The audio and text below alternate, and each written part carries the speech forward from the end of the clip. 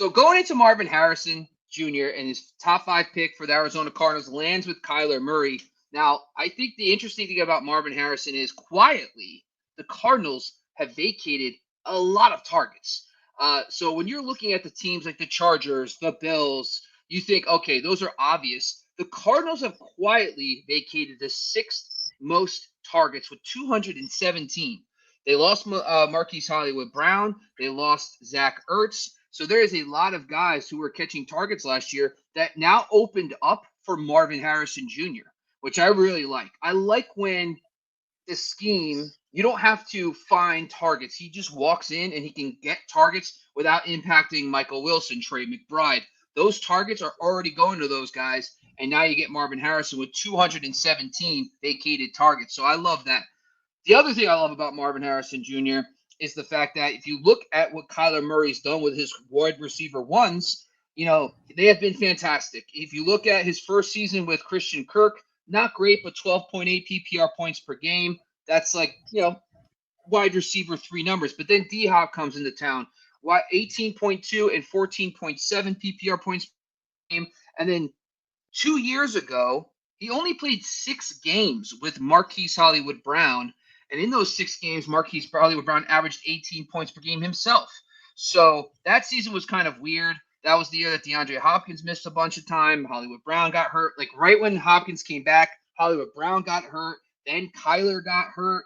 And so that was weird. And last year, of course, was kind of a hot mess. Kyler coming off the injury and, playing much later in the season. But overall, his wide receiver ones are good.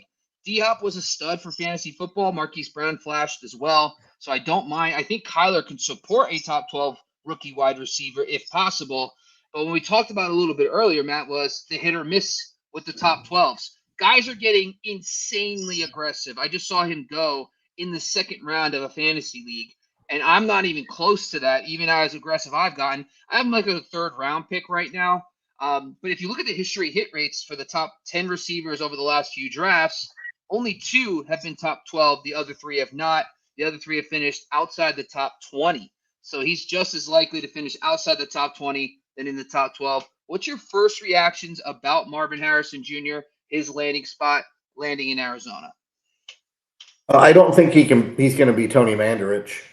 So I don't think that the experts are going to miss that far. I also don't know that he's going to be Justin Jefferson right out of the gate. But he's got the pedigree. We know that, right, from his lineage. And like you said, Marquise Brown is gone. Those balls have to go somewhere. You can cut that out later as well.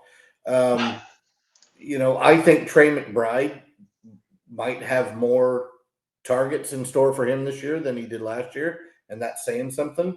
But I don't know that Rondale Moore or Michael Wilson are going to cut into the target share that Harrison should pick up. So if Kyler Murray can stay healthy, if James Conner, your favorite, can continue to run the ball hard and put up decent numbers to keep a defense honest, then I think Harrison could be a stud. I've got him at 37 now, which is right out of the top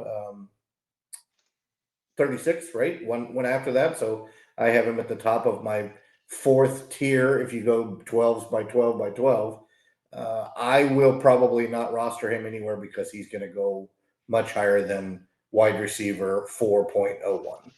Yeah.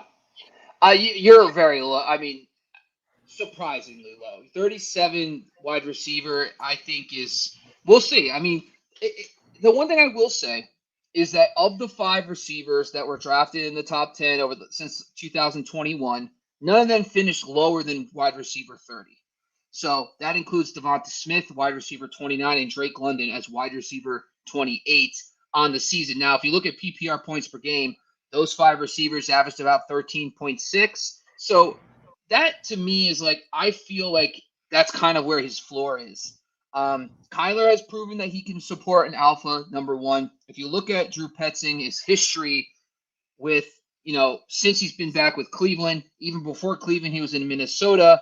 Those offenses always typically had an alpha number one who did really well for fantasy. If you look at Amari Cooper And then it was kind of like the Odell / Jarvis Landry thing, kind of with the Baker Mayfield. But those guys were even somewhat good, like 13.5 PPR points per game during that 2-year stretch together. That's what I feel like is his floor. So that's why when I ranked him, I'm like, okay, what is his upside? Like, I don't know if he has Jamar Chase upside. His rookie season, Justin Jefferson type upside. I wouldn't say that, but I actually got pretty aggressive with him because I do feel pretty confident in his ceiling, and I have him as wide receiver 15. So I don't have him as a wide receiver 1 yet, but I think there is just the history of the players, where he was picked, Kyler Murray, his competition for targets. I know Trey McBride is very good, but outside of McBride, Michael Wilson's a nice player, but, and by the way, Rondale Moore's gone. So Rondale Moore is also out of the door, and now Greg Dortch is the slot receiver. So there's a real chance that he can come in and dominate targets for a good quarterback, by the way. Kyler Murray, I'm excited for Kyler Murray this season. I think he's going to bounce back in a big way in this offense. So I think the scheme is justified for a good number 1 wide receiver. I think the quarterback has proven to support it. I think the draft pedigree supports it. So I might be a little aggressive at 15, but the guys I have over him, DJ Moore. Guys I have behind him are DJ Moore, who, by the way, now has insane amount of competition for targets. Zay Flowers, who I really like a lot. I have him as a wide receiver 17. T. Higgins, Stephon Diggs. I don't know. I think I still feel pretty comfortable with that. So any final thoughts about Marvin Harrison, or can we move on? I just want to see Kyler Murray from 2.5 years ago. If he's that same guy that was a top 10 fantasy quarterback, then Marvin Harrison's going to be fine.